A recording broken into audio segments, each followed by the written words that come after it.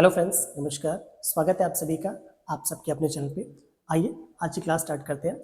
आज की क्लास हमारा टॉपिक होगा न्यूट्रिशन इन एनिमल्स। आज हम न्यूट्रिशन एनिमल्स की बात करेंगे, प्लांट्स की बात हम नेक्स्ट वीडियो में करेंगे। तो यहाँ पे हम एनिमल्स के न्यूट्रिशन से रिलेटेड जो भी टॉपिक्स हैं हम सारे डिस्कस करेंगे।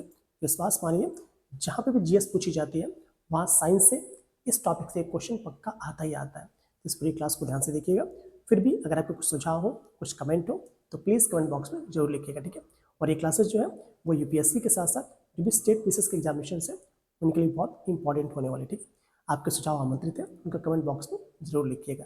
आइए स्टार्ट करते हैं। चलिए, टॉपिक हमारा है न्यूट्रिशन एनिमल्स। देखिए, जब हम आपको पता है एवरी ऑर्गेनिज्म, इस पृथ्वी पे जो भी ऑर्गेनिज्म है उसमें अपने वृद्धि और विकास के लिए, जिसे कहते हैं ग्रोथ और डेवलपमेंट के लिए, उसमें कुछ ना कुछ ऊर्जा चाहिए होती है। कहाँ से मिलती है वो ऊर्जा? उससे मिलती है प्रोसेस ऑफ न्यूट्रिशन के थ्रू से मिलती है। दो टर्म है, एक आपका है न्यूट्रिशन, एक होता है न्यूट्रिएंट।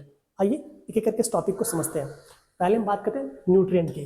ठीक है, जो आपका टर्म न्यूट्रिएंट होता है इसे हिंदी में कहते हैं पोषक तत्व। क्या कहते हैं इसे? हिंदी में हम कहते हैं पोषक तत्व या पोषक कह सकते हैं, पोषक तत्व। अब आपसे कोई पूछे कि पोषक तत्व क्या कहते हैं तो आप ये कह सकते हैं कि सर सभी सबस्टेंसेस, ये सभी सब्सटेंसेस, पदार्थ जो किसी भी ऑर्गेनिज्म को उसके ग्रोथ के लिए, डेवलपमेंट के लिए ऊर्जा प्रोवाइड करते हैं, आवश्यक चीज़ें प्रोवाइड करते हैं, उन्हीं को हम पोषक तत्व कहते हैं। जैसे आप ह्यूमन बींग्स की बात करें तो हमारे लिए कह सकते हैं कि आपका प्रोटीन, विटामिन्स, ठीक है, प्रोटीन, विटामिन्स, फिर कह सकते हैं कि फैट, ये सारे के सारे क्या है? पोषक तत्व हैं। इसी तरह जब बात करते हैं अदर ऑर्गेनिज्म के लिए तो उनके लिए भी अलग अलग टाइप के आपके पोषक तत्व होते हैं। और जब भी हम एनिमल्स की बात करेंगे तो आप कह सकते हैं कार्बोहाइड्रेट, प्रोटीन, फैट, विटामिन्स, ये सारे के सारे क्या है? पोषक पदार्थ या पोषक तत्व है, ठीक है। नेक्स्ट अगर हम बात करें हम अब न्यूट्रिशन क्या होता है तो आपने समझ लिया होगा, कोई भी लिविंग ऑर्गेनिज्म, ठीक है, कोई भी लिविंग ऑर्गेनिज्म या कोई भी जीवित प्राणी, जंतु, दोनों में लग जाएगा, वो किसी पोषक तत्व को लेता है, ठीक है, उसे डाइजेस्ट करता है या सिंथेसाइज करता है, जो भी करता हो, उसके बाद वो पूरी की पूरी प्रोसेस के थ्रू उसकी बॉडी में जो पोषक तत्व लगता है, ग्रोथ और डेवलपमेंट कंप्लीट हो जाती है, उसे कहते हैं हमारा न्यूट्रिशन है।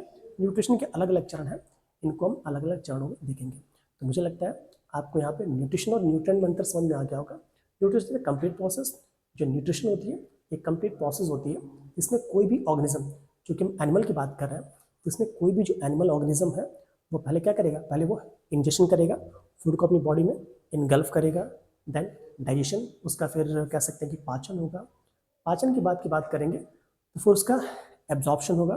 एब्जॉर्प्शन के बाद एसिमिलेशन, मतलब पूरी पूरा जो भी उसने खाया है वो सारा पूरी बॉडी में फैला दिया जाएगा in the form of nutrient. और बाद में ईजेशन, मतलब जो भी उसके अनवांटेड सब्सटेंसेस है उसको बॉडी से जो बाहर निकालने का प्रोसेस है सही हम ईजेशन कहते हैं, ठीक है। आइए धीमे धीमे इसकी बात करें, ठीक है। तो ये पूरी जो प्रोसेस देख रहे थे आप, ठीक है, जो पूरी प्रोसेस की बात कर रहा था मैं आपके इंजेक्शन से, ठीक है। इंजेक्शन मतलब अवशोषण कह सकते हैं, अवशोषण से लेके, ठीक है, अवशोषण से लेके उसके पूरे पूरे स्वांगीकरण तक, क्या तक? स्वांगीकरण। जो स्वांगीकरण तक की पूरी प्रोसेस है, ठीक है, ये पूरी पूरी प्रोसेस जो है वो न्यूट्रिशन कहलाती है। न्यूट्रिएंट क्या होते हैं? Nutrient are the substances which are required for the growth and development of an organism. Nutrient आपके वे सब्सटेंस होते हैं जो किसी भी लिविंग ऑर्गेनिज्म की ग्रोथ और डेवलपमेंट के लिए आवश्यक होते हैं, ठीक है। आइए आगे चलते हैं। नेक्स्ट हम बात करेंगे मोड ऑफ न्यूट्रिशन। हम मोड ऑफ न्यूट्रिशन का मतलब ये, हम केवल एनिमल की बात, जानवरों की बात करें, मोड ऑफ न्यूट्रिशन का मतलब होता है तरीका, किस तरीके से न्यूट्रिशन किया जा रहा है, ठीक है। तो जब मोड ऑफ न्यूट्रिशन की बात करते हैं तो इसके आधार पे न्यूट्रिशन तीन टाइप का होता है, ठीक है। एक आपका होता है होलोजोइक न्यूट्रिशन, जिसे हिंदी में क्या कहते हैं हम? प्राणी समभोजी पोषण, ठीक है। दूसरा हमारा होता है पैरासिटिक न्यूट्रिशन, जिसे कहते हिंदी में हम कहते हैं परजीवी पोषण, ठीक है। और नेक्स्ट हमारा होता है सैप्रोजोइक। सैप्रोफिटिक अलग है, सैप्रोफिटिक प्लांट्स में होता है, ये सैप्रोजोइक है, इसे क्या कहते हैं हम? मृतोपजीवी, ठीक है, जो मृत सब्सटेंसेस पे जीवित रहते हैं मृतोपजीवी कहते हैं। हम एक एक इसको देखेंगे, ठीक है। तो सबसे पहले हमारा क्या है? Holozoic nutrition. कि होलोजोइक न्यूट्रिशन क्या होता है? देखिए, जैसे कोई भी organism, we are human beings, जो हमारे ह्यूमन बींग्स भी होता है, इसको क्या कहते हैं हम? प्राणी समभोजी। क्या बोलते हैं हम? प्राणी समभोजी। मतलब कोई भी ऑर्गेनिज्म, ठीक है, जब वो अपने फूड को लिक्विड फॉर्म में या कह सकते हैं कि सॉलिड के फॉर्म में इनगल्फ करता है, ठीक है, मतलब ठोस या द्रव के फॉर्म में कोई भी ऑर्गेनिज्म जो अपने भोज्य पदार्थों को ग्रहण करता है, उसे कहते हैं हमारा वो होलोजोइक न्यूट्रिशन है। फिर हमारा आता है आपका पैरासिटिक। पैरासिटिक आपको पता ही होगा। पैरासिटिक न्यूट्रिशन या परजीवी न्यूट्रिशन वो होता है जिसमें एक आपका कह सकते हैं कि एक होस्ट होगा, ठीक है, होस्ट, और दूसरा उस पर डिपेंडेंट, मतलब एक जीव दूसरे जीव पे जो भोजन के लिए डिपेंडेंट हो जाता है उसे हम कहते हैं हमारा वो परजीवी है। जैसे मान लिया सपोज करिए मेरी बॉडी, मेरे बाल में जू है, ठीक है, जो जू होगा वो मेरी बॉडी पे डेवलप है, डिपेंडेंट है ना, तो जो जू होगा वो कह सकते हैं परजीवी है मेरी बॉडी का, और मैं उसका क्या हूँ? होस्ट हूँ, ठीक है, मैं उसका होस्ट हूँ, ठीक है। नेक्स्ट बात करें सेप्रोजोइक की बात करेंगे, तो सेप्रोजोइक में आपके वे ऑर्गेनिज्म आ जाते हैं जो कि जो लिविंग सब्सटेंसेज है या ऑर्गेनिक सब्सटेंसेज है, उनसे जो अपना भोजन लेते हैं ना सेप्रोजोइक कहते हैं। सेप्रोजोइक अलग होता है, सेप्रोफिटिक अलग होता है, हम अंतर भी समझेंगे, घबराइएगा, ठीक है। आइए एक एक करके देखते हैं इसको। तो अब बात करेंगे हम कि होलोजोइक न्यूट्रिशन, ठीक है, कि सर होलोजोइक न्यूट्रिशन होता क्या है, ठीक है।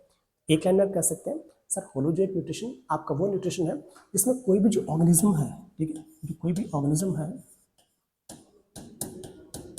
जो कोई भी ऑर्गेनिज्म है ये कंप्लीट प्रोसेस करते हैं, जिसमें क्या करेगा? पहले भोजन का वो अंतर्ग्रहण करेगा। क्या करेगा? अंतर्ग्रहण। वो भोजन का पहले अंतर्ग्रहण करेगा, फिर उसका पाचन करेगा, ठीक है, फिर उसका अवशोषण करेगा। क्या करेगा वो? अवशोषण करेगा। लास्ट में अवशोषण के बाद उसका स्वांगीकरण करेगा,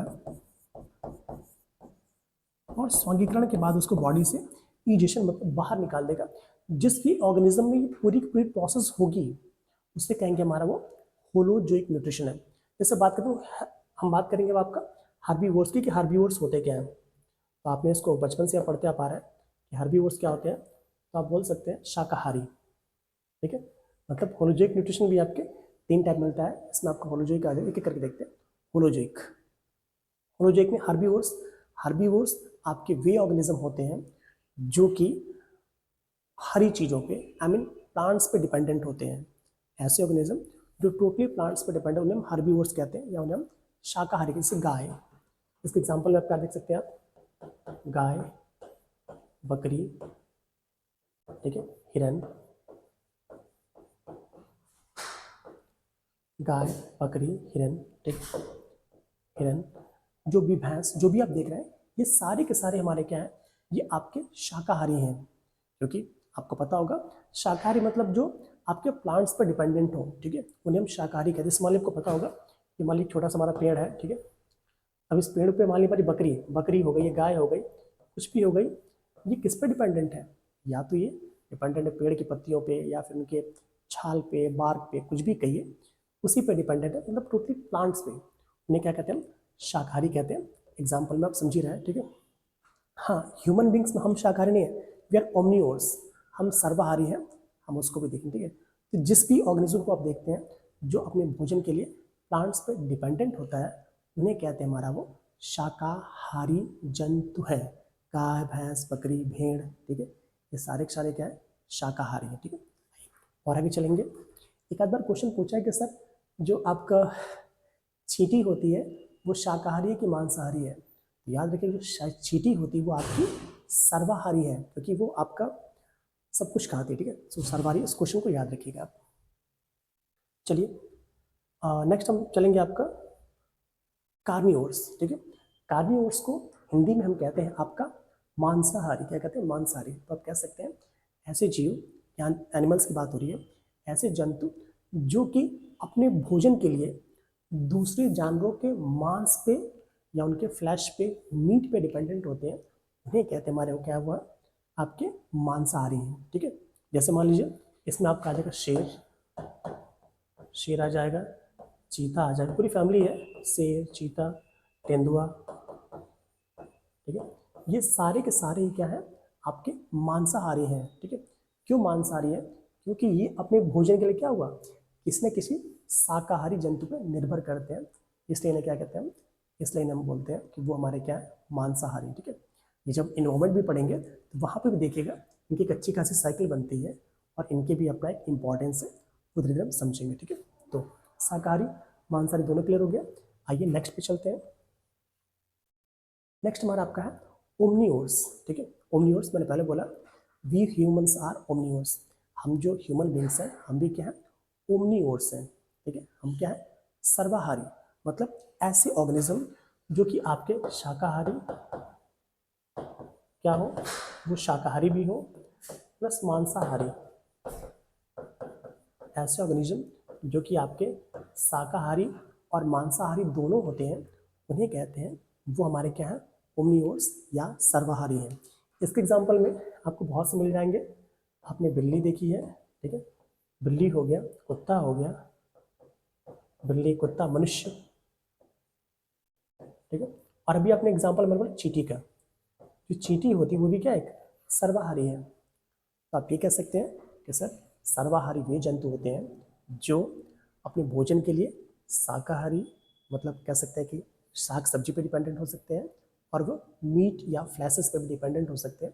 उन्हें हम आपका क्या कहते हैं, सर्वाहारी कहते हैं। ठीक है, means they have the property of the property of herbivores as well as the carnivores, जिनके अंदर आपका शाकाहारी की भी प्रॉपर्टी हो और मांसाहारी की हो, ओमनीवोर्स हो जाएगा। ठीक है, आइए आगे चलते हैं। आप स्क्रीनशॉट ले सकते हैं, वैसे तो याद हो जाएंगी सारी चीज़ें, मैं थोड़ा साइड हो जाऊंगा, आप स्क्रीनशॉट लेते रहिएगा। ठीक है, आइए और आगे देखते हैं। नेक्स्ट हमारा है स्क्वेंजर। आपने 3-4 चीज़ें देखी थी, ये सब होलोजोइक में पढ़ रहे हैं, होलोजोइक में हम पढ़ रहे हैं। नेक्स्ट हमारा है स्क्वेंजर्स। स्क्वेंजर्स को हम खोजी कहते हैं। क्या कहते हैं, खोजी। आपने अक्सर मूवीज में देखा होगा स्क्वेंजर्स, ठीक है, खोजी। तो स्क्वेंजर्स आपके ऐसे ऑर्गेनिज्म होते हैं, ठीक है, जो कि ओमनीवोर्स पे भी ये कह सकते हैं कि ये इस वातावरण के लिए, इस पर्यावरण के लिए बहुत ही इंपॉर्टेंट होते हैं। ठीक है, जो स्क्वेंजर्स होते हैं इनमें बहुत से ऐसे ऑर्गेनिज्म होते हैं जो कि डिपेंडेंट होते हैं अपने मीट के लिए, किस पे, ये अपने भोजन के लिए डिपेंडेंट होते हैं आपके हर्बीवोर्स पे, मतलब शाकाहारी पे भी और मांसाहारी दोनों पे। ये अपने भोजन के लिए शाकाहारी, शाकाहारी हिंदी लिख देता हूँ मैं, ये अपने भोजन के लिए शाकाहारी और मांसाहारी दोनों पे ही डिपेंडेंट होते हैं। तो आप इसको मतलब शाकाहारी को भी खाएंगे, मांसाहारी को भी खाएंगे, और सर्वाहारी भी लिख देता हूँ मैं, आप सर्वाहारी। इन सभी को, इन सभी का जो इंड प्रोडक्ट, इनका सभी का जो मीट होता है या मांस कह सकते हैं, इन सभी का जो मांस होगा या कह सकते हैं कि अपशिष्ट पदार्थ होगा, मांस समझे, इन सभी का जो मांस होगा या इन सभी का जो इंड प्रोडक्ट होगा उस पर जो डिपेंडेंट होते हैं स्क्वेंजर्स कहते हैं। ठीक है, क्या कहते हैं स्क्वेंजर्स। इनका काम क्या होता है, जैसे सपोज करिए अगर मान लीजिए कोई जानवर मर गया, ठीक है, वल्चर्स, गिद्ध, हाइना जानते ही होंगे आप लोग, ठीक है, उसको लोमड़ी वगैरह बोलते हैं। ठीक, तो ये शाकाहारी है। ये जो ऑर्गेनिज्म आप देख रहे हैं वल्चर्स, आपको पता है गिद्ध बिल्कुल खत्म हो रहे हैं। गिद्धों की संख्या पहले बहुत ज़्यादा थी, अब तो बहुत सारे गिद्ध प्रजनन केंद्र खोले जा रहे हैं ताकि गिद्धों की संख्या को बढ़ाया जाए। ठीक है, अभी हाल ही में शायद गोरखपुर के पास महाराजगंज में खोला गया। ठीक है, आपको शायद पता ही होगा। तो क्यों, ये सफाई कर्मचारी थे, स्क्वेंजर्स को सफाई कर्मचारी भी कह सकते हैं, क्योंकि भाई सभी ऑर्गेनिज्म जब मरेंगे तो भाई मान ली मीट है, अगर खराब ना हो, ठीक है, उन्हें कोई ना खाए तो होगा कि पूरा पूरे संसार में मीट ही मीट भर जाएगा ना। इसीलिए गॉड ने सभी को इक्वल करने के लिए एक बहुत अच्छा तरीका बना रखा है, और उसी तरीके में क्या आते हैं, स्क्वेंजर्स आते हैं, जो कि जिन ऑर्गेनिज्म की जो भी मीट होगा, शाकाहारी, मांसाहारी या फिर सर्वाहारी का, उसको खाने का काम कौन करते हैं, ये खोजी करते हैं, स्क्वेंजर्स करते हैं, वरना पूरा पूरा बदबू फैल जाएगा। ठीक है, इसके साथ साथ इनको हम ये भी बोल सकते हैं कि सफाई कर्मचारी हैं। ये क्या है, ये जो है सफाई कर्मचारी, इनको अगर सफाई कर्मचारी बोल दें हम, सफाई कर्मचारी, तो आप कहेंगे सर सफाई कर्मचारी क्यों बोल रहे हैं, क्योंकि भाई इन्वायरमेंट को सेव करने में इनका बहुत ही बड़ा रोल है। ठीक है, तो वेल इसको और आगे देखेंगे हम, आगे देखते हैं। चलिए, हाँ, क्वेश्चन एक बार बहुत आता है कि गिद्ध गायब क्यों हो गए। ये क्वेश्चन बहुत बार पूछा जाता है कि सर जो गिद्ध हो गए वो गायब क्यों हो गए, तो उसके बारे में बातें कर लें, वरना फिर आप कहेंगे सर गिद्ध भूल गए हम लोग। ठीक है, गिद्ध से बहुत बार क्वेश्चन आते हैं। तो आपने देखो गिद्धों की संख्या बहुत ही कम हो गई है। ठीक है, जो गिद्धों की संख्या है, ठीक है, वल्चर्स के गिद्ध की, इनकी संख्या बहुत कम हो गई है। पूछा जाता है कि गिद्धों की संख्या कम होने का कारण क्या है। वहाँ पे आप सिंपली बता सकते हैं कि सर जो वल्चर्स या हाइना, यानी वल्चर्स की बात कर रहा हूँ मैं, ठीक है, कि वल्चर्स की संख्या कम क्यों हो गई है, क्योंकि एक मेडिसिन आती है डाइक्लोफेनाक सोडियम। डाइक्लोफेनाक हिंदी में लिख देता हूँ मैं, डाइक्लोफेनाक सोडियम।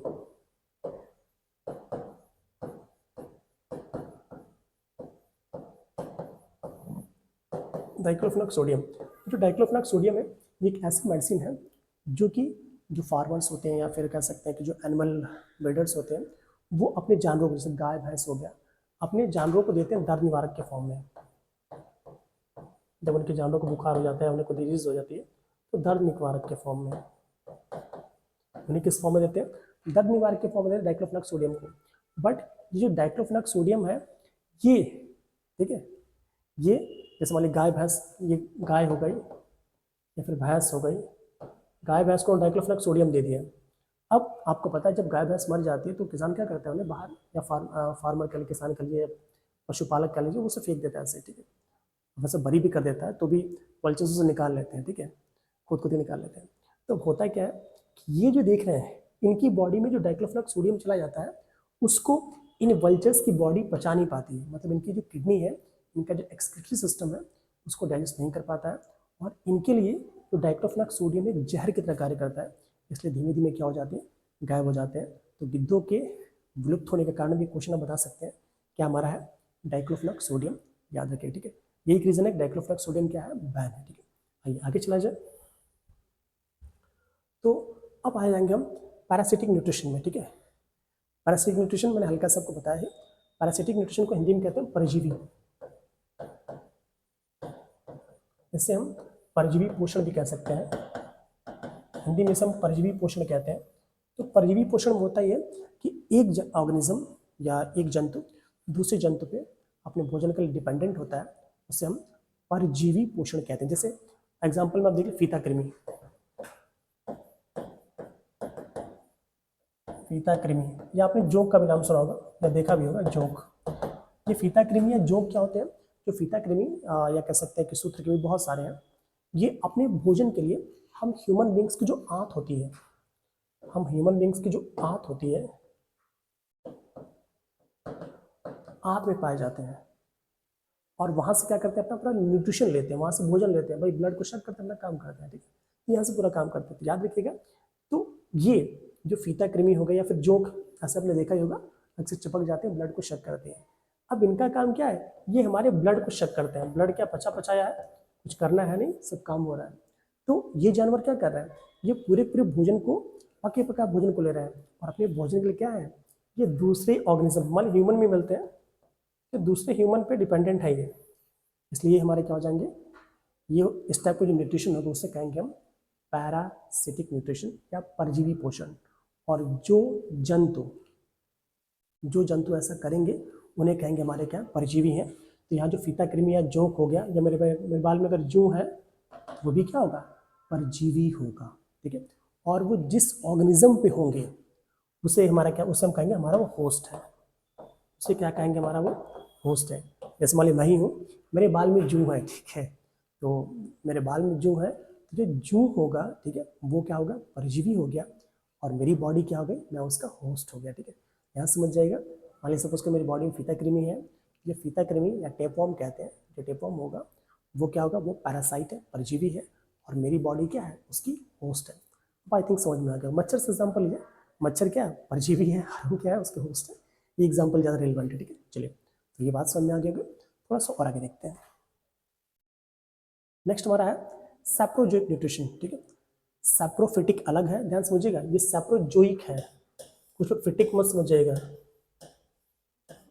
सैप्रोफिटिक प्लांट्स में मिलता है, कवक में मिलता है, ये सैप्रोजोइक है, ठीक है, सैप्रोजोइक, ठीक है। तो सैप्रोजोइक न्यूट्रिशन ऐसा न्यूट्रिशन होता है जिसमें अवशोषण होता है किसका, सिंपल ऑर्गेनिक्स मटेरियल का और सॉल्ट्स का। मतलब जो सिंपल ऑर्गेनिक मटेरियल है, सॉल्ट है, उससे जो सीधे भोजन ले लेते हैं जो ऑर्गेनिज्म, उन्हें कहते हैं हमारा वो क्या है, सैप्रोजोइक न्यूट्रिशन। जैसे आपने मक्खी देखा होगा, मकड़ी क्या करती है, मकड़ी जाला बुनती है, और उसमें जो भी ऑर्गेनिज्म, मच्छर मक्खी जो फंस जाए, उसका फिर वो कह सकते हैं कि उसमें से न्यूट्रिशन को चूस लेता है, एब्जॉर्ब कर लेता है पूरा, ठीक है। इस टाइप के न्यूट्रिशन क्या कहेंगे हम, सैप्रोजोइक। सैप्रोफिटिक नहीं, क्या हमारा सैप्रोजोइक न्यूट्रिशन है। इसके एग्जाम्पल हमारे क्या हो जाएंगे, मक्खी, मक्खी आपने देखा ही होगा, ठीक है, मिठाई हो गया या कुछ भी जो भी सब्सटेंस उसको मिल जाता है, गंदा बुरा जो समझ जाए आप, उससे जीव रस ले लेता है, उसको छोड़ देता है, ठीक है, सैप्रोजोइक न्यूट्रिशन है। स्पाइडर मैंने आपको समझा ही दिया, मकड़ी क्या काम करती है याद है, ठीक है। स्पाइडर से क्वेश्चन अक्सर पूछा जाता है, आप लोग बताइएगा इसका कमेंट में इसका नाम लिख के कि स्पाइडर जो है वो किस फैमिली का है। क्या स्पाइडर एक कीट है? आपको कमेंट में लिखने बताना है। जब भी आप देखें वीडियो को, आज देखें, कल देखें, परसों देखें, 6 महीने बाद देखें, 6 साल बाद देखें, आप लोग बताइएगा क्या मकड़ी एक कीट है या नहीं है, ये आप बताएंगे, ठीक है। और अगर पॉसिबल होगा तो बताइएगा कि मकड़ी किस फाइलम का है, ठीक है। चलिए और आगे देखते हैं। तो अब टाइप्स ऑफ होलोजोइक न्यूट्रिशन, अब बात करेंगे हम स्टेप, सॉरी, कौन कौन से चरण है। मैंने आपको स्टार्ट में बता ही दिया कि होलोजोइक न्यूट्रिशन के कौन कौन से चरण है। मैंने आपसे बताया ना होलोजोइक न्यूट्रिशन क्या होता है। होलोजोइक न्यूट्रिशन में कोई भी जो ऑर्गेनिज्म होता है वो फूड को सीधे आई मीन लिक्विड फॉर्म में, ठीक है, क्या होता है इसमें, लिक्विड फॉर्म में, लिक्विड फॉर्म में या फिर सॉलिड फॉर्म में, लिक्विड फॉर्म में या सॉलिड फॉर्म में क्या करता है, वो भोजन को इनगल्फ करता है, एब्जॉर्ब करता है, उसको हम होलोजोइक न्यूट्रिशन कहते हैं, ठीक है। बट होलोजोइक न्यूट्रिशन के भी अलग अलग चरण हैं, ठीक है। कहेंगे सर कौन कौन सा चरण है, मेनली 4 चरण होते हैं, 5 हमने जोड़ दिया है। कौन कौन सा? पहला हमारा था इंजेशन। इंजेशन को हिंदी में कहते हैं अंतर्ग्रहण। कोई भी ऑर्गेनिज्म होगा वो पहले भोजन को क्या करेगा, इंजेस्ट करेगा, मतलब भोजन को बॉडी में लेगा, उसे क्या कहते हैं हम, अंतर्ग्रहण या इंजेशन कहते हैं। नेक्स्ट हमारा है डाइजेशन। जब उसने भोजन को बॉडी में ले लिया तो उसके बाद क्या होगा, डाइजेशन स्टार्ट हो जाएगा, उसकी बॉडी में अलग अलग प्रोसेस होंगी, भोजन को पचाया जाएगा, ये सारा काम डाइजेशन में रहता है। उसके बाद भोजन को फिर अवशोषण या एब्जॉर्प्शन, भाई हमने जो भी खाया, ठीक है, वो पच भी गया, पचने के बाद उसमें से न्यूट्रिशन भी तो निकालना है, न्यूट्रिएंट भी तो निकालने हैं, तो उसके बाद जो प्रोसेस स्टार्ट होती है उसको कहते हैं हमारा हुआ है अवशोषण। क्या होता है, अवशोषण या एब्जॉर्प्शन। जैसे हमारी जो स्मॉल इंटेस्टाइन है, ह्यूमन बींग्स की जो छोटी आंत होती है, वो आपका एब्जॉर्प्शन का काम करती है, मतलब पूरा पूरा जो न्यूट्रिशन है वो एब्जॉर्ब करती है छोटी आंत, ज़्यादा मैक्सिमम न्यूट्रिशन जो होता है वो छोटी आंत पे कंप्लीट होता है। नेक्स्ट बात है स्वांगीकरण। अब भाई हमने जो भी खा पी लिया, हमने डाइजेस्ट कर लिया, हमने उसको एब्जॉर्ब कर लिया, और एब्जॉर्ब करने के बाद मतलब कह सकते हैं कि अवशोषण के बाद उसको पूरी बॉडी में जो फैलाने की प्रक्रिया है, न्यूट्रिशन को डिस्ट्रीब्यूट कर दिए, उसको क्या कहते हैं हम, एसिमिलेशन। मतलब पूरा पूरा न्यूट्रिशन जो है उसको फैला के बराबर कर डिस्ट्रीब्यूट कर दिया गया, उससे कहते हैं हमारा वो एसिमिलेशन है। नेक्स्ट हमारा ईजेशन।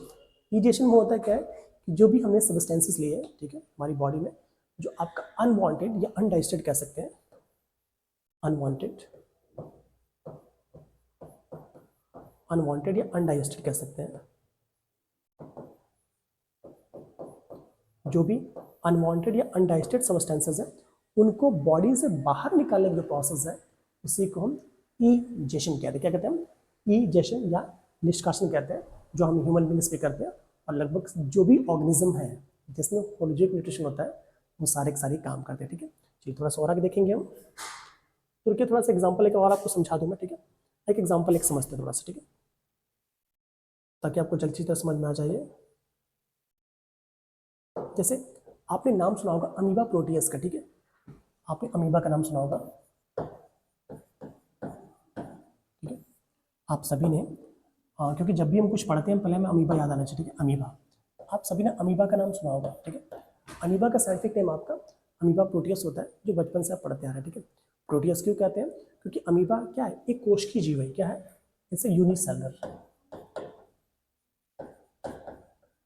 ऑर्गेनिज्म।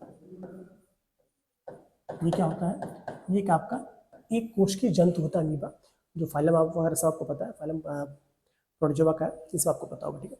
हम टू द पॉइंट आते हैं। अमीबा को जब भोजन करना होता है कोशिकीय, आपको पता है अमीबा के बनाने में कुछ करना नहीं है, वाली अमीबा है, ठीक है। अमीबा में एक प्यारा सा न्यूक्लियस होता है, ठीक है। अमीबा में क्या होता है, एक प्यारा सा न्यूक्लियस होता है, फिर एक कॉन्ट्रैक्टाइल वैक्यूल होती है, ठीक है, फिर आपके फूड वैक्यूल, अलग अलग सब्सटेंस होते हैं। मैं उतना डीप में जाऊँगा तो फिर चलो थोड़ा देख लेते हैं। ये आपका न्यूक्लियस है, ठीक है, ये आपका केंद्रक है, ये आपका सपोज करें फूड वैक्यूल, ये आपका कॉन्ट्रैक्टाइल वैक्यूल है,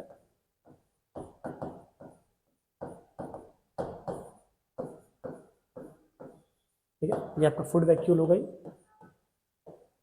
इसको खाद्य रिक्तिका कहते हैं। ये पूरा इसका प्रोटोप्लाज्म वगैरह दिख रहा होगा, ठीक है। अब देखिए ये सारा है, ये आपका फूड वैक्यूल है, दिखाना चाहता था, ठीक है। तो चूंकि हमें केवल आपको न्यूट्रिशन दिखाना है, दिख रहा है प्रॉपर, उम्मीद है दिख रहा होगा। ऐसे कलर में चेंज ही कर देता हूँ, थोड़ा ज़्यादा दिखेगा, ठीक है। पहले तो यहाँ होता क्या है, जैसे मान लीजिए ये अमीबा हो गया। अमीबा का साइंटिफिक नेम अमीबा प्रोटियस होता है, क्योंकि ग्रीक में एक देवता थे प्रोटियस, जो कि जिस हमारे शंकर जी होते हैं, गणेश जी होते हैं। जैसे हाथी का शरीर है, किसी का अलग टाइप का शरीर है, उसमें जो प्रोटियस है माना जाता है ग्रीक के देवता थे, जो अक्सर अपना शेप चेंज करते रहते थे, ठीक है। उन्हीं के नाम पे इसका नाम अमीबा प्रोटियस रखा गया, क्योंकि ये भी क्या करता है, हमेशा अपना शेप चेंज करता रहता है। तो भले तो होता क्या है, जैसे मान लिया हमारा अमीबा है ये छोटा सा, ठीक है, जिसका फूड वैक्यूल है। अमीबा का क्या है, ये फूड वैक्यूल है। अब इसके पास ये भोजन आ गया, तो छोटा सा कोई उसका भोजन का पार्टिकल है। अब जब इसे भोजन को लेना होगा तो अपने जो इसके पैर दिख रहे हैं आप, इसको बढ़ाएगा। इसको हम स्यूडोपोडिया कहते हैं। क्या कहते हैं, स्यूडोपोडिया। अमीबा का पैरों को हम स्यूडोपोडिया कहते हैं। स्यूडो में झूठा, पोडिया मीन्स पैर, झूठे पैर से स्यूडोपोडिया कहते हैं, ठीक है। धीमे धीमे ये जो पार्टिकल आप देख रहे हैं, इसको ये कह सकते हैं कि इसको पकड़ने की कोशिश करेगा। धीमे धीमे अपने स्यूडोपोडिया को बढ़ाएगा, और बढ़ाते बढ़ाते एक टाइम ये आएगा कि इसको फूड वैक्यूल के अंदर ले लेगा, ठीक है। तो अब यहाँ से, अब जब इसने फूड वैक्यूल को अंदर अपनी बॉडी में ले लिया, तो उसे कहेंगे हमारा इंजेक्शन है।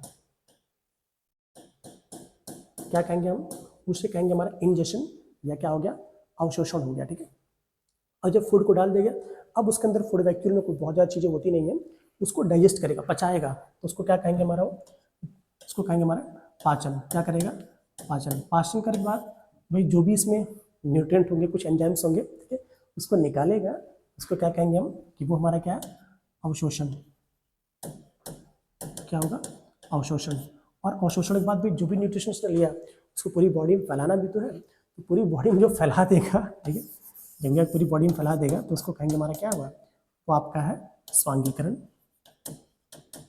स्वांगीकरण मतलब पूरा पूरी प्रोसेस। और लास्ट में कुछ ना कुछ उसमें अनवांटेड सब्सटेंस भी होंगे, तो उसको कहीं से भी सेल टूट जाती है, मान लीजिए सेल टूट गए और बॉडी से बाहर निकाल देगा, उसी को कहेंगे हमारा क्या है, ईजेशन। क्या होता है, ईजेशन, जिसके थ्रू क्या करेगा ये, उसको बाहर निकाले, ठीक है। इसका स्क्रीनशॉट ले लीजिए आप लोग, फिर इसको थोड़ा आगे देखा जाए। हाँ पढ़िए आप लोग, अब बहुत इंपॉर्टेंट है ये।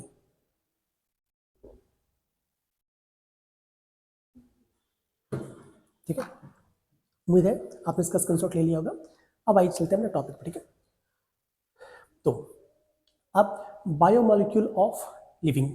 अब जो लिविंग ऑर्गेनिज्म है, इनके हम बायोमॉलिक्यूल्स की बात करते हैं, कि मतलब कौन से आपके बायोमॉलिक्यूल्स हैं, ठीक है। बायोमॉलिक्यूल्स का मतलब जिनसे जीवन बनता है, ठीक है। तो कार्बोहाइड्रेट है, प्रोटीन है, सिंपली याद रखिए, कार्बोहाइड्रेट, प्रोटीन, लिपिड, मतलब लिपिड को फैट भी कहते हैं, ठीक है।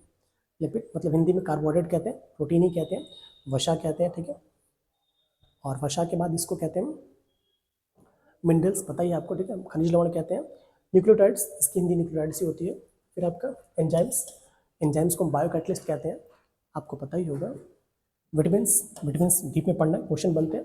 फिर जल, ये सारी चीज़ें हमारी भोजन के लिए इंपॉर्टेंट है, मतलब जीवन के लिए, ठीक है। जीवन कोई भी ऑर्गेनिज्म करेगा, उसमें सारी चीज़ें मिलनी ही चाहिए, ठीक है। तो वेल आइए एक एक करके देखते हैं, ये क्वेश्चन बनते हैं, ठीक है। अब जब बात करते हैं हम ऊर्जा के आधार पे, हमारी बॉडी में जो यूटिलिटी की बात करते हैं, हमारी बॉडी में किस आधार पे किसी पोषक तत्व की आवश्यकता है, उसके बेसिस पे 4 टाइप का होता है। कौन कौन सा, आइए देखते हैं। पहला होता है हमारा एनर्जी न्यूट्रिएंट। एनर्जी न्यूट्रिएंट वे सब्सटेंस होते हैं जो कि ऊर्जा प्रोवाइड करते हैं। क्या करते हैं, ये आपके जो सब्सटेंस है, ये ऊर्जा प्रोवाइड करते हैं। क्या, ऊर्जा। अब इसमें हमारा क्या क्या आ जाएगा, इसमें हमारा आ जाएगा कार्बोहाइड्रेट और फैट। जो कार्बोहाइड्रेट और फैट है, ये दोनों के दोनों सब्सटेंस क्या करते हैं, ऊर्जा प्रोवाइड करते हैं। इस क्वेश्चन को याद रखिएगा, पूछा जाता है हमारे शरीर में मैक्सिमम जो ऊर्जा मिलती है किससे मिलती है, तो बताएंगे सर कार्बोहाइड्रेट और फैट से। नेक्स्ट बात करते हैं ग्रोथ और डेवलपमेंट की, मतलब वृद्धि और विकास की। तो वृद्धि और विकास के लिए एक ही चीज़ हमारा क्या है, प्रोटीन। हमसे पूछा जाता है कि हमारे शरीर की वृद्धि और विकास के लिए क्या इंपॉर्टेंट होता है, आप सिंपली बताएंगे सर जो प्रोटीन होता है that is responsible for the growth and development of the body, ठीक है। ये भी याद रखेंगे आप। नेक्स्ट हमारा है मेटाबॉलिक एक्टिविटी, इसको कहते हैं उपापचयी क्रियाएं, ठीक है। क्या बोलते हैं, उपापचयी, उपापचयी क्रियाएं। तो हमारी बॉडी की जो उपापचयी क्रियाएं होती हैं, उसके लिए क्या होता है, विटामिन, वाटर, मिनरल्स, ठीक है। जो विटामिन होते हैं, जल होता है, और मिनरल्स होते हैं, इनमें एनर्जी नहीं होती है, they don't have an energy, उनमें कोई ऊर्जा नहीं होती है, और वो हमारे शरीर की जो उपापचयी क्रियाएं हैं इनके बिना संभव नहीं है। इसलिए याद रखिएगा, हमारी बॉडी की जो मेटाबॉलिक एक्टिविटीज़ के लिए विटामिन भी चाहिए, हमें मिनरल्स भी चाहिए, और हमें जल भी चाहिए। नेक्स्ट हम बात करें जेनेटिक मटेरियल।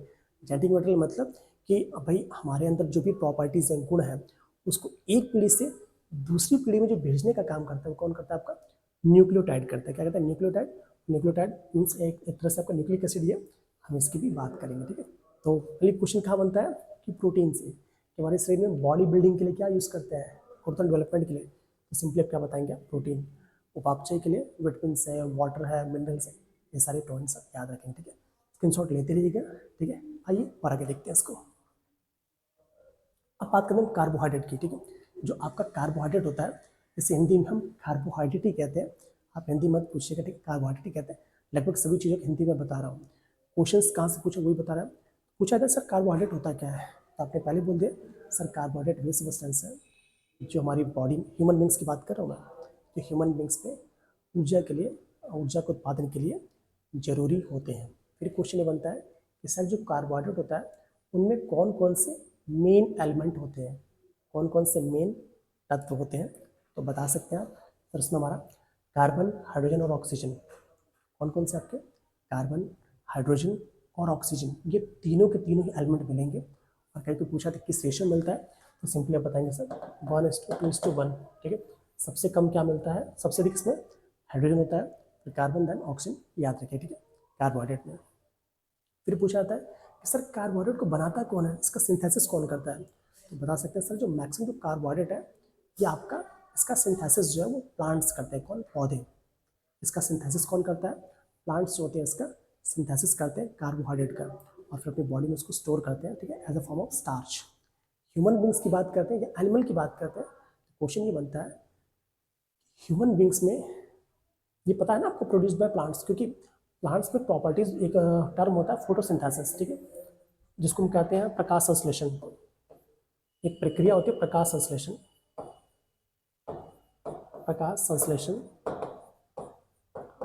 और इसी प्रक्रिया के थ्रू वे अपना भोजन बना के स्टोर करते हैं, और जब स्टोर करते हैं किस फॉर्म में करते हैं? स्टार्च के फॉर्म में।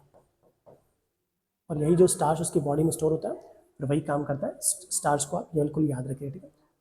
तो कौन कौन प्रोड्यूस करता है इसको? तो कार्बोहाइड्रेट का प्रोड्यूस करने का काम जो स्टार्च करता है, ठीक है। तो वेल, एनिमल में किस फॉर्म में स्टोर होता है? याद रखिएगा, ग्लाइकोजन की फॉर्म में। किस फॉर्म में? ग्लाइकोजन के फॉर्म में। फिर पूछा जाता है कहाँ स्टोर होता है, तो वो सर ग्लाइकोजन के फॉर्म में हमारे लीवर में भी होता है, और जो हमारी बॉडी के जो मसल्स टिश्यू है, ठीक है, कौन से? जो मसल्स टिश्यू है उसमें भी आपका ग्लाइकोजन स्टोर होता है, ठीक है।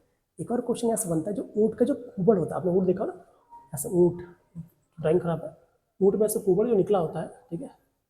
पूछा था कुबड़ में क्या होता है, तो कुबड़ में क्या होता है? कुबड़ में भी आपका जो एनर्जी होती है वो ग्लाइकोजन के फॉर्म में स्टोर होती है, याद रखिए। ऊँट हो गया, बैल हो गया, जिस टाइप का ऑर्गेनिज्म देख रहे हैं समझिए वो ग्लाइकोजन का स्टोरेज है, जो कि आवश्यकता पड़ने पर उसको डिप्लीट करके अपना काम करता है, ठीक है। वो हम चलेंगे धीमे धीमे, ठीक है। तो बल थोड़ा सा और आगे देखते हैं इसमें, तो चलिए, ओके। अब जो इसकी हम बात कर रहे थे, तो सिंपलेस्ट शुगर, क्वेश्चन ये बनता है कि सबसे सिंपल कार्बोहाइड्रेट कौन सा है? Simply monosaccharide. क्या बोलेंगे आप? जो मोनोसेक्राइड होता है, मोनोसेक्राइड याद रखिए, मोनोसेक्राइड, जो मोनोसेक्राइड होता है, सेक्राइड, वो सबसे सिंपलेस्ट शुगर होता है, ठीक है। हमारी ऊर्जा की जो नीड है उसका कम से कम कह सकते हैं कि हमारी ऊर्जा नीड का करीब 55 से 75% हमारा शरीर जो होता है वो कार्बोहाइड्रेट से प्राप्त करता है, ठीक है। फिर क्वेश्चन ये बनता है कि अगर 1 ग्राम अगर हम कार्बोहाइड्रेट बर्न कराते हैं, अगर हम 1 ग्राम कार्बोहाइड्रेट जलाते हैं, बर्न कराते हैं, तो हमें कितनी ऊर्जा मिलती है? तो सिंपली बोलेगा सर 4 किलो कैलोरी। कितनी? 4 किलो कैलोरी। प्रोटीन से भी 4 ही मिलती है, और जब फैट की बात करें वहाँ 9.1 हो जाता है, ठीक है। पर वहाँ पे भी हम आएंगे, तो याद रखिएगा 1 ग्राम कार्बोहाइड्रेट आप बर्न करेंगे तो आपकी 4 किलो कैलोरी एनर्जी निकलती है, इसको आप बिल्कुल याद रखें, ठीक है। सोर्सेज आपको पता है भाई, चावल, दाल, गेहूँ, दाल नहीं, दाल प्रोटीन का, सॉरी, चावल, आटा, जौ, गेहूँ, आलू, ठीक है, ये सारे के सारे क्या है? कार्बोहाइड्रेट के सोर्स है, ये आपको पता होगा, ठीक है। नेक्स्ट बात करते हैं, मैंने पहले बोल दिया कि हमारी बॉडी में या एनिमल की बॉडी में किस फॉर्म में स्टोर होता है, तो आप बताएंगे सर ग्लाइकोजन के फॉर्म में स्टोर होता है, ये बहुत इंपॉर्टेंट याद है, ठीक है। हाँ, अब किसी सबस्टेंस में, मतलब खाद्य पदार्थ की बात करते हैं, आयोडीन प्रेजेंट है कि नहीं, सॉरी, कार्बोहाइड्रेट किसी फॉर्म में प्रेजेंट है या नहीं प्रेजेंट है, इसके लिए हम आयोडीन टेस्ट लगाते हैं। क्या करते हैं? Iodine test. क्वेश्चन चूंकि पूछा, याद रखिएगा। तो कार्बोहाइड्रेट, पहले ग्लूकोज या फ्रक्टोज की बात करते हैं, कहीं पे आपका कार्बोहाइड्रेट प्रेजेंट है या नहीं प्रेजेंट है, इसके लिए हम आपका आयोडीन टेस्ट करते हैं। इस क्वेश्चन को याद रखिएगा। आयोडीन के टिंचर्स आते हैं, ठीक है, उसको किसी सब्सटेंस पर डाल देंगे। अगर वो आपका ब्लू ब्लैक, किस कलर में, अगर वो आपका ब्लू ब्लैक हो जाएगा तो समझ जाइए उसमें आपका स्टार्च या कह सकते कार्बोहाइड्रेट प्रेजेंट है, ये इसकी पहचान होती है, ठीक है। वेल, आइए और आगे देखेंगे। अब आते हैं प्रोटीन पे, ठीक है। जब प्रोटीन की बात करेंगे तो प्रोटीन में आपकी पहली बात, सॉरी, पूछा जाता है कि सर प्रोटीन क्या है, तो सिंपल बोल सकते हैं प्रोटीन जो होता है, this is the body building block. जो प्रोटीन होता है वो किसी भी ऑर्गेनिज्म का, एनिमल की बात कर रहा हूँ, किसी भी एनिमल की बॉडी बिल्डिंग ब्लॉक होती है। फिर पूछा है सर ये किस सब्सटेंस से मिलकर बना होता है, तो कार्बन, हाइड्रोजन, ऑक्सीजन, ये तो मस्ट है। इसके साथ साथ नाइट्रोजन और कभी कभी कुछ सल्फर के एलिमेंट भी मिल जाते हैं, ठीक है। तो मोस्ट इंपॉर्टेंट क्या है आपका, कार्बन, हाइड्रोजन, कार्बोहाइड्रेट वाला रहेगा ये। इसमें नाइट्रोजन पक्का होगा, क्वेश्चन में पूछा जाता है, ये दे देगा इसमें से कौन सा एलिमेंट है, कार्बन, हाइड्रोजन, ऑक्सीजन तो पता है, नाइट्रोजन भी होता है और कभी कभी कुछ सल्फर के कंपाउंड में मिलते हैं, कभी कभी, ठीक है, बट मैक्सिमम आपका ये तीनों ही रहते हैं, ठीक है। पूछा जाता है कि सर जो आपका, जिसका मैंने बताया कि सबसे छोटा सिंपलेस्ट यूनिट आपका मोनोसेक्राइड है कार्बोहाइड्रेट का, इसी तरह प्रोटीन की सबसे छोटी यूनिट क्या होती है, तो बताएंगे सर अमाइनो एसिड। क्या होता है, कुछ लोग अमीनो एसिड बोलते हैं, कुछ लोग अमाइनो एसिड बोलते हैं, जो आपको सिलेगा आप बोल लीजिएगा क्या बोलते हैं सर। जो आपका प्रोटीन होता है, प्रोटीन्स जो होते हैं वो आपके अमीनो एसिड से मिलकर बने होते हैं। किससे? अमीनो एसिड से मिलकर बने होते हैं। अब जो अमीनो एसिड्स होते हैं, हम ह्यूमन बींग्स के बारे में पढ़ रहे हैं, ठीक है। जो अमीनो एसिड्स होते हैं वो 20 प्रकार के होते हैं। कितने प्रकार के? 20 प्रकार का क्वेश्चन बनता है। अमीनो एसिड्स कितने प्रकार के होते हैं? 20 प्रकार के होते हैं। इसमें 10 इसेंशियल है और 10 आपके नॉन इसेंशियल, मतलब इसको आवश्यक कहते हैं, आवश्यक। ऐसे समझ जाइए, जो पूरा हमारा अमीनो एसिड है, जो पूरा हमारा अमीनो एसिड है, इसको हम 2 फॉर्म में डिवाइड करेंगे। एक आपका होगा आवश्यक और एक होगा आपका अनावश्यक। 2 टाइप के, मतलब 10 आवश्यक होते हैं और 10 अनावश्यक होते हैं। मेरी इस बात को ध्यान समझिएगा।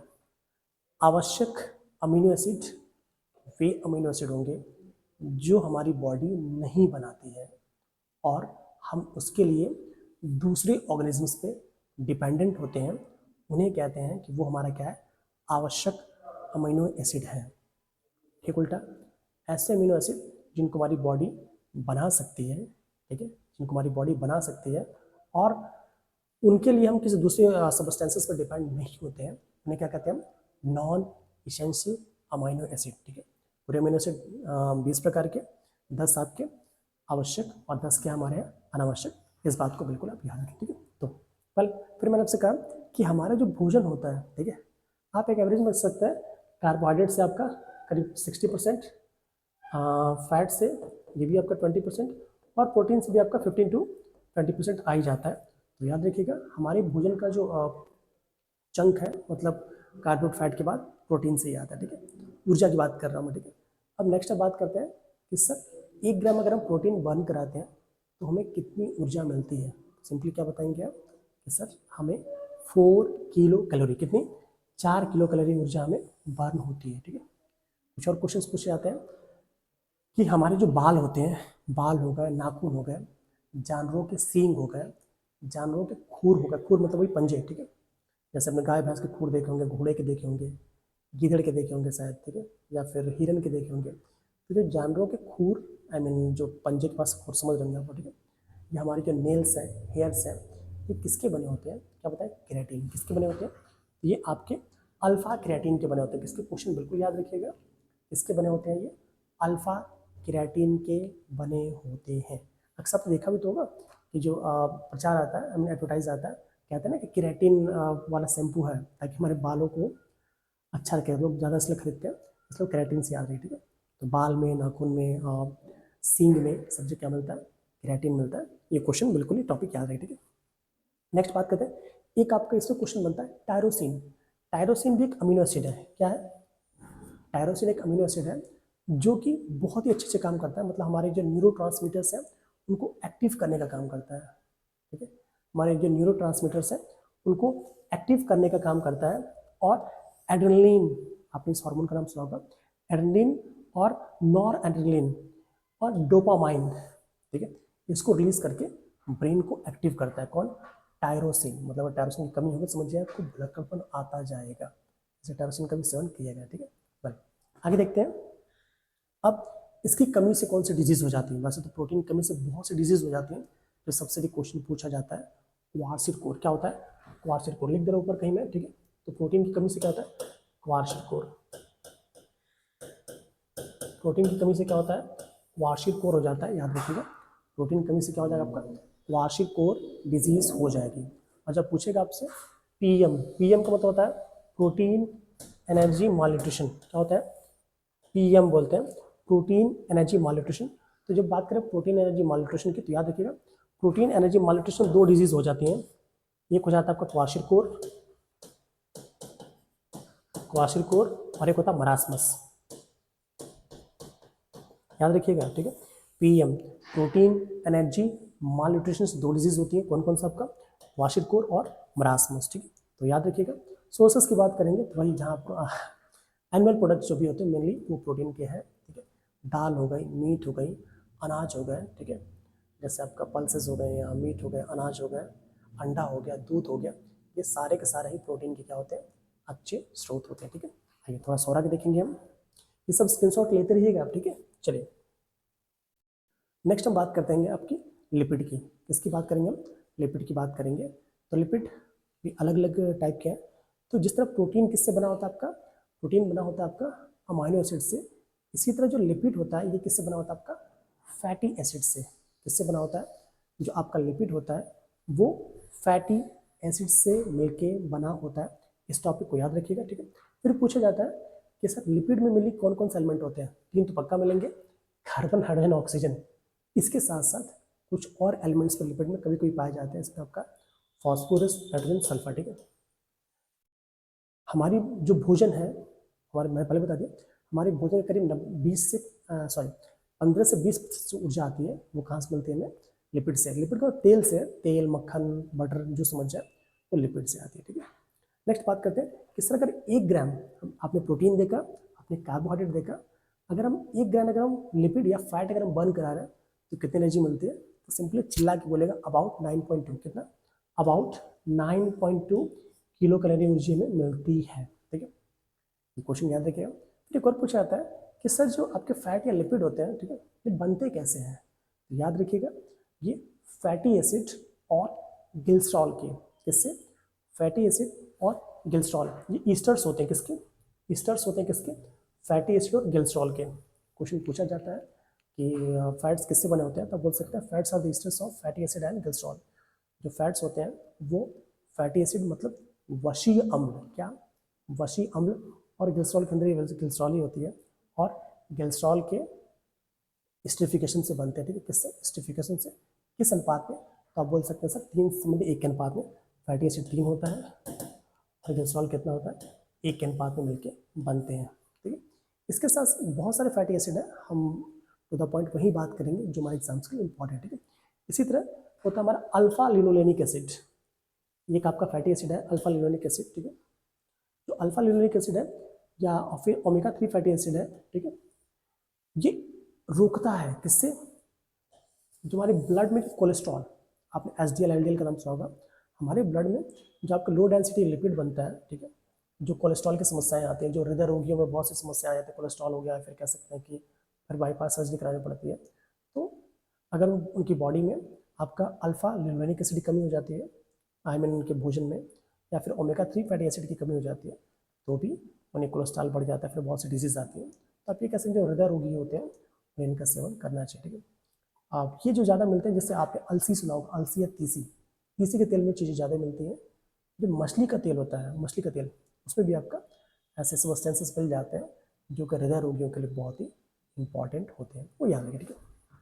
सोर्सेज सोर्सेज आपने देख लिया, वही मूंगफली का तेल हो गया या फिर किसी भी सब्सटेंस का तेल होगा, ठीक है। मूंगफली हो गया, फिर कह सकते हैं कि आपका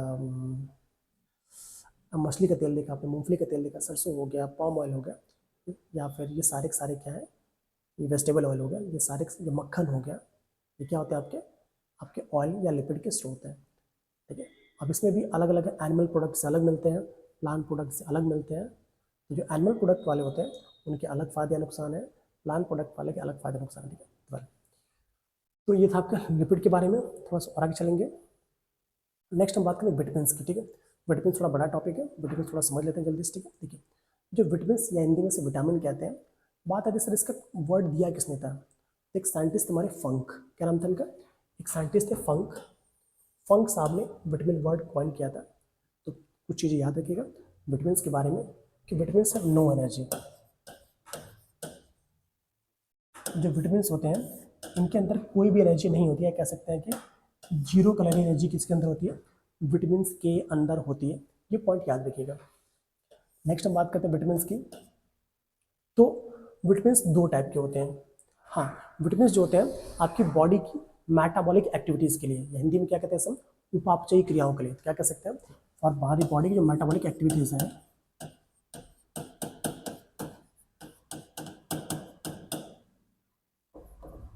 हमारी बॉडी की जो मेटाबॉलिक एक्टिविटीज़ हैं उसके लिए बहुत ही इंपॉर्टेंट है। कौन इंपॉर्टेंट है आपके विटामिन, ठीक है। अब आइए थोड़ा विटामिन को देख लें जल्दी जल्दी में, ठीक है, थोड़ा मिटा दूंगा फिर देखते हैं इसको आगे, ये पॉइंट्स नोट करिए, ठीक है। विटामिन सब दो टाइप के होते हैं, जो विटामिन होते हैं, चलो भाई आगे क्या है, ओके चलिए, जो विटामिन होते हैं ये दो टाइप के होते हैं। आप कहेंगे सर कौन कौन से, आइए देखते हैं इसको, ठीक।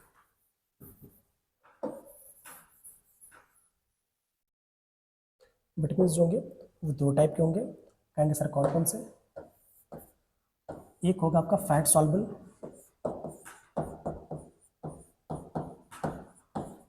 और एक होगा हमारा वाटर सॉल्युबल,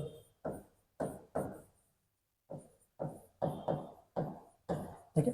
विटामिन दो टाइप के, एक आपका होगा फैट सॉल्युबल और एक होगा आपका वाटर सॉल्युबल, ठीक है। मैं समझा दूं फिलहाल कैसे आपको, एक आपका फैट सॉल्युबल और एक हमारा क्या है वाटर सॉल्युबल, ठीक है। जब बात करते हैं वसा, इसको हिंदी में क्या कहते हैं, वसा में घुलनशील, ये हमारा क्या है वसा में घुलनशील, और ये हमारा क्या होता है, ये आपका जल में घुलनशील होता है।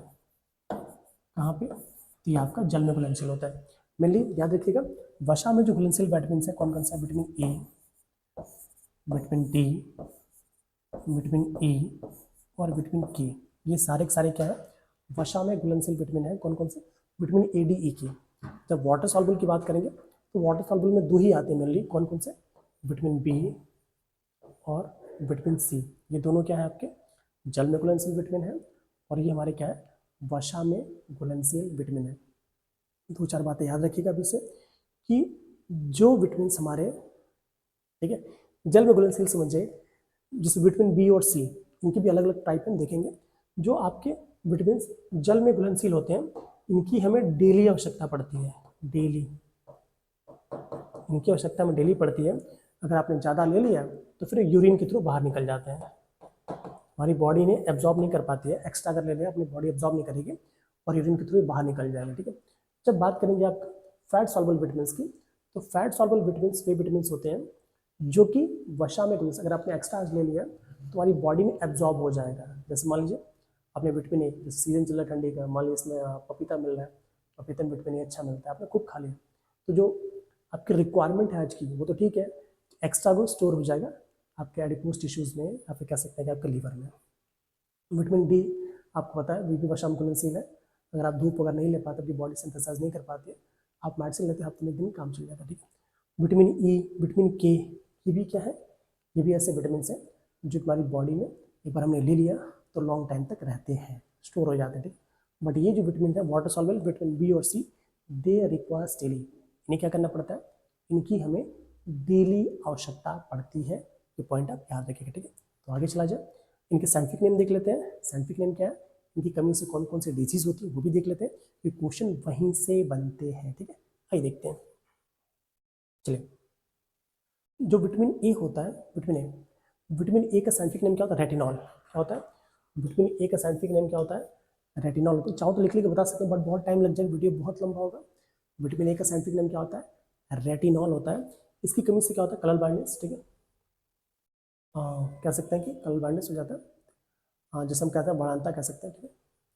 नाइट ब्लाइंडनेस, कलर ब्लाइंडनेस नहीं होता बस, ठीक है, याद रखिएगा। इसकी कमी से आपका नाइट ब्लाइंडनेस हो जाएगा, मतलब रतौंधी और ज़िप्थैल्मिया। कौन सी कमी होता है इसकी कमी से? तो बता सकते हैं इसकी कमी से आपका रतौंधी हो जाएगा। रतौंधी इसकी कमी से मेनली होता है, ठीक है। किसकी कमी से? विटामिन ए की कमी से। इसके सोर्सेस क्या है? तो बता सकते हैं सर, गाजर हो गया, पालक हो गया, फिर आपका सर मीट प्रोडक्ट्स हो गया, इनमें आपका कैरेट हो गया, मिल्क हो गया, चीज़, मक्खन, ग्रीन लीफ वेजिटेबल और कॉड लिवर ऑयल, मछली का तेल, इसमें आपका विटामिन बहुत अच्छा अमाउंट मिलता है। इसलिए जब आपकी आँखें कमजोर हो जाती हैं या कुछ दिक्कत आती है तो आप सब क्या लिखते हैं? कॉड लिवर ऑयल लीजिए, ठीक है। नेक्स्ट मत विटामिन बी वन। बी अलग अलग टाइप के, B1, B2, B3, ठीक है, B4, B5, B6, फिर B7, B9, अलग अलग है। इनके नेम से क्वेश्चन याद रखिएगा, भी हाल ही में बेसिस पूछा, ठीक है। B1 क्या बोलते हैं? थायमिन। B1 का साइंटिफिक नेम क्या है? थायमिन होता है। क्या? थायमिन। अब इसकी कमी से क्या होता है? बेरी बेरी नामक रोग होता है। कौन सा? बेरी बेरी, याद रखिएगा। इसकी कमी से क्या होता है? बेरी बेरी नामक रोग हो जाता है। कहाँ मिलेगा? तो ग्रेन्स, जो अनाज होते हैं या फली होती हैं, जो अनाजों के छिलके होते हैं, उसमें आपका लीवर में मिल जाएगा, ग्राउंड लीवर मिल जाएगा, ग्राउंड नट्स में मिल जाएगा। बट याद रखिए, मिली अनाजों के छिलके में आपका थायमिन जरूर मिलता है। नेक्स्ट बेरी बेरी की बात करते हैं, सॉरी विटामिन B2 की बात करते हैं, इसको बोलते हैं हम राइबोफ्लेविन। विटामिन B2 को क्या बोलते हैं हम? विटामिन B2 को हम राइबोफ्लेविन कहते हैं। फ्रेंड्स, इसका क्या काम है? तो इसकी कमी से में क्या हो जाता है? चिलोसिस। क्या होता है? ये क्वेश्चन पूछा 23 में, में पूछा चिलोसिस। चिलोसिस बोलते हैं, मतलब होता है कि आपके होंठ फट जाते हैं, आप कह सकते हैं कि चेहरे में गड्ढे पड़ जाते हैं, चिलोसिस की सॉरी प्लाग्राम पड़ता है, इसमें होता है, ठीक है। देखिएगा इसको कहाँ मिलेगा? ये भी अनाजों के छिलकों मिल जाएगा, दूध मिल जाएगा, ग्रीन लीफी वेजिटेबल मिल जाएगा, ठीक है। Next vitamin B3। Vitamin B3 को हम नियासिन, साइंटिफिक नेम अक्सर पूछता है, ठीक है, याद रखिएगा।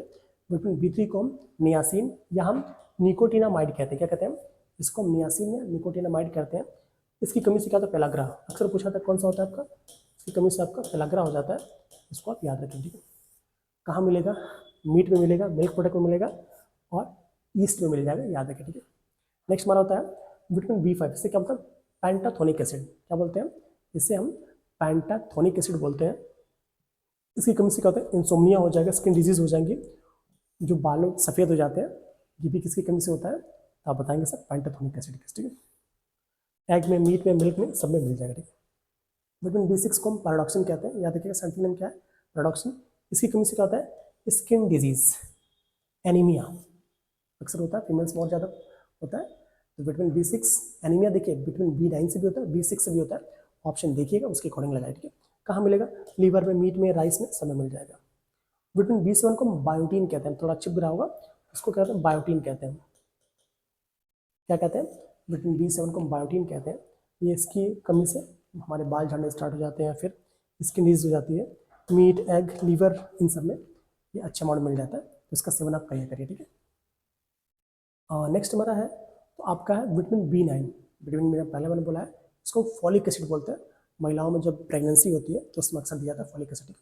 फॉलिक एसिड याद रखिए। इसकी कमी से आपका एनीमिया हो जाएगा, डायरिया हो जाएगा। एनीमिया अक्सर याद है, एनीमिया अक्सर फॉलिक एसिड की कमी से होता है। कहाँ मिलेगा? तो अनाज में मिल जाएगा, अनाज के छिलकों मिल जाएगा, लीवर, मीट, वेजिटेबल, इसमें मिल जाएगा, ठीक है। विटामिन B12 इंपॉर्टेंट है। विटामिन B12 को हम साइनोकोबालामिन कहते हैं। क्या कहते हैं? इसे हम साइनोकोबालामिन भी कहते हैं। इसका काम क्या है? इसकी कमी से, हाँ याद रखिएगा, साइनोकोबालामिन एक ऐसा विटामिन है जो कि हमारी बॉडी में कोलिन बैक्टीरिया, स्मॉल इंटेस्टाइन में, हमारी बॉडी की जो छोटी आंत है, वहाँ के जो कोलिन बैक्टीरियाज होते हैं, वो आपका साइनोकोबालामिन का सिंथेसाइज करते हैं। अक्सर जो साइनोकोबालामिन है, ये आपका प्लांट सोर्सेस नहीं, एनिमल सोर्सेस से मिलता है, ये भी याद रखें, ठीक है। तो ये कहाँ मिलेगा आपका? इसकी कमी से आपका एनीमिया हो जाएगा, ठीक है। परनिसिस, ठीक है, परनिसिस एनीमिया हो जाएगा, जॉन्डिस हो जाता है। एग में, मीट में, फिश में, बैक्टीरिया ऑफ इंटेस्टाइन, मैंने उसको बोला इंटेस्टाइन बैक्टीरिया मिलेगा, मेनली ये एनुअल प्रोडक्ट से मिलता है। नेक्स्ट ये हमारे विटामिन बी के बारे में होगा। विटामिन बी सी की बात करते हैं। विटामिन सी को क्या बोलते हैं? Ascorbic acid. क्या नाम है? एस्कॉर्बिक एसिड और सिट्रिक एसिड में अंतर है, एस्कॉर्बिक एसिड, ठीक है, क्या बोलते हैं, इसको बोलते हैं एस्कॉर्बिक एसिड। एस्कॉर्बिक एसिड की कमी से क्या होता है, अक्सर आप बच्चे से पढ़ते आ रहे हैं, क्या होता है, तो स्कर्वी, मसूड़ों में ब्लीडिंग होने स्कर्वी बोलते हैं, क्या होता है, स्कर्वी डिजीज हो जाती है। स्वेलिंग ऑफ गम्स, गम्स है आपका, फम्स में गम्स, जो मसूड़े में ब्लड निकले उसको स्वेलिंग क्या होता है, ठीक है। ठीक, इससे होता है आपका एस्कॉर्बिक एसिड की कमी से। कहाँ मिलेगा, जो भी खट्टे फल है, संतरा हो गया, मौसमी हो गया, हरी मिर्च हो गई, आंवला हो गया, इन सब में भी आपका क्या मिल जाएगा, ये आपका विटामिन सी मिल जाएगा, ठीक है। नेक्स्ट बात करेंगे हम विटामिन डी। विटामिन डी भी दो टाइप का होता है, D1 D2, ठीक है। तो जो विटामिन डी है इसको कहते हैं कैल्सीफेरॉल, क्या बोलते हैं इसको, इसको जनरली साइंटिफिक नेम इसका क्या होता है, कैल्सीफेरॉल होता है, क्या होता है, कैल्सीफेरॉल। D1 D2 दो टाइप का मिलता है। जो आपका कैल्सीफेरॉल भी दो टाइप का, एक होता है आपका को कैल्सीफेरॉल, लिख दे रहा हूँ मैं,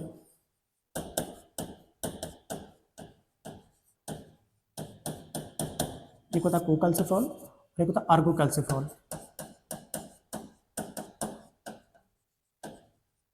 ठीक है। एक होता है को कैल्सीफेरॉल, एक होता है आर्गो कैल्सीफेरॉल, याद रखिएगा।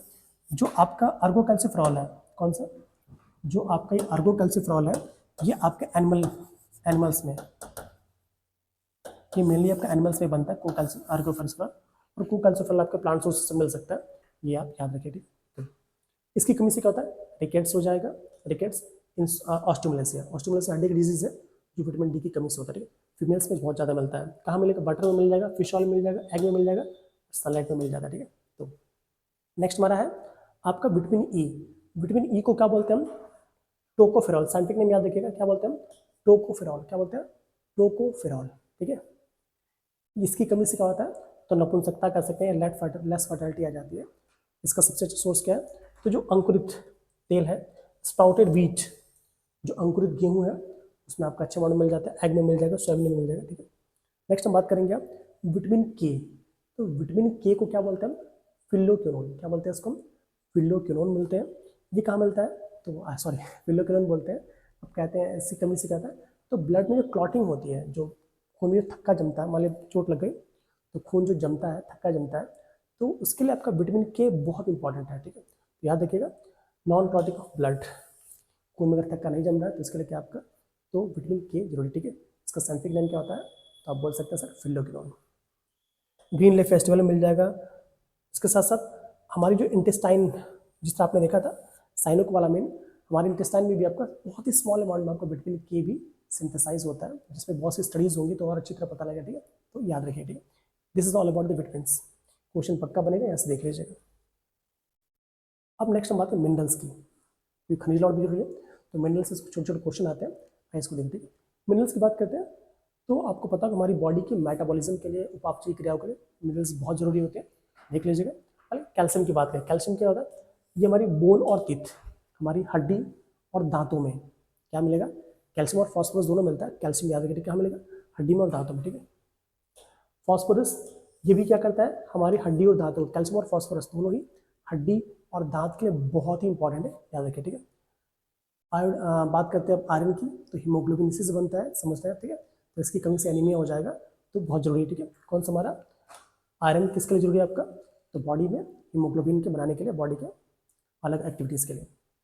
नेक्स्ट बात करते हैं आयोडीन की, तो आयोडीन जो होता है थायरॉक्सिन हार्मोन को बनाता है, और इसकी कमी से हमारी बॉडी में सारी की सारी मेटाबॉलिक एक्टिविटीज़ क्या होंगी, बंद हो जाएंगी, इसलिए आयोडीन याद रखिए, ठीक है। इसके साथ साथ ये जिंक है, मैग्नीशियम है, इनकी बहुत ही लेस अमाउंट में जरूरत हमें पड़ती है, ठीक है। This is all about the minerals. Next बात करते हैं आप एंजाइम्स की, तो एंजाइम्स में, चूंकि एंजाइम्स में ऐसे नहीं लेते, एंजाइम्स में अलग अलग सब्सटेंस मिलते हैं, तो एंजाइम्स क्या होते हैं, जो था ऐसे लिख लीजिएगा, एंजाइम्स द बायो कैटलिस्ट। जो एंजाइम्स होते हैं वो आपके, ऑल एंजाइम्स आर प्रोटीन। पहले क्वेश्चन ये बनता है कि सभी के सभी एंजाइम्स क्या होते हैं, प्रोटीन होते हैं, और इन्हें हम बायो कैटलिस्ट भी कहते हैं एंजाइम्स को। ये क्वेश्चन याद रखिएगा, जो कि हमारी मेटाबॉलिक एक्टिविटीज़ के लिए बहुत इंपॉर्टेंट है। नेक्स्ट हमारा है वाटर और न्यूक्लिक एसिड। तो आपको पता है न्यूक्लिक एसिड, मैंने पहले बताया, न्यूक्लिक एसिड के न्यूक्लियोटाइड के फॉर्म में मिलता है, जो हमारी कह सकते हैं कि प्रोटीन सब्सटेंसेस से मिलता ही है, ठीक है। इसके साथ साथ हमारे आरएनए डीएनए के फॉर्मेशन के लिए बहुत इंपॉर्टेंट होता है, और जो कि क्या होता है, हमारी जो कैरेक्टरिस्टिक्स को एक पीढ़ी से दूसरी पीढ़ी में ट्रांसफर करने का काम यही करता है, ठीक है। वाटर आपको पता है जल ही जीवन है, और बिना जल के कुछ संभव नहीं है। तो क्वेश्चन ये बनता है कि वाटर का काम क्या है, उपापचयी क्रियाओं को संभव बनाना। फिर क्वेश्चन बनता है कि वाटर में कितनी एनर्जी मिलती है, क्या मिलती है, जीरो। क्या होती है, वाटर में आपकी जीरो कैलोरी एनर्जी मिलती है, ठीक है। तो अब कुछ इंपॉर्टेंट पॉइंट्स देख लेते हैं। जो एप्पल, जो सेब होता है, ठीक है, बोला जाता है an apple a day keep doctor away. तो पूछा जाता है कि एप्पल ही क्यों, कार्डियो, जो कार्डियो पेशेंट होते हैं, ये कह सकते हैं कि जो हृदय रोगी होते हैं, उन्हें एप्पल ही क्यों बोला जाता है? तो उन्हें एप्पल इसलिए बोलते हैं क्योंकि एप्पल में आपका पोटेशियम होता है। एप्पल में पोटेशियम होता है जो कि हृदय की गतिविधि को सुचारू रूप से चलाने के लिए जरूरी होता है, इसलिए बोला था an apple a day keep doctors away. ठीक है, याद रखिएगा। विटामिन सी, क्वेश्चन ये बनता है कि जो विटामिन सी होता है, इसके सिंथेसिस या इसके अवशोषण के लिए, ताकि बॉडी में प्रॉपर, ठीक है, विटामिन सी के सिंथेसिस के लिए कौन सा एलिमेंट जरूरी है? तो आयरन। ठीक है, जब भी डॉक्टर साहब आपको विटामिन सी खाने के लिए बोलते हैं तो आयरन पक्का देंगे, आयरन की टैबलेट देंगे ताकि बॉडी में प्रॉपर एब्सॉर्ब हो सके। नेक्स्ट, अर्गोकल्सिफरॉल मैंने बता ही दिया, एनुअल मिलता है। साइनोकोबाल में विटामिन डी क्या मिलता है? बॉडी मिलता है। तो ये इसकी बातें हो गई, कुछ और देख लेते हैं हम। तो friends, thank you so much, keep supporting us. उम्मीद है ये वीडियोस, ये श्रृंखला आपको पसंद आ रही होगी। हमारे चैनल को लाइक करिएगा, सब्सक्राइब करिएगा। जो भी आपके कमेंट हो उसको कमेंट बॉक्स में जरूर लिखिएगा। विश्वास मानिए, जो भी क्वेश्चन इस टॉपिक से बनेंगे वो सारे के सारे इन वीडियोज़ में आपको उपलब्ध हो जाएंगे। आपके सुझाव, आपकी प्रतिक्रियाएँ का स्वागत है। आज के लिए इतना ही, मिलते हैं अगले वीडियो में। Till then keep learning, keep smiling. जय हिंद।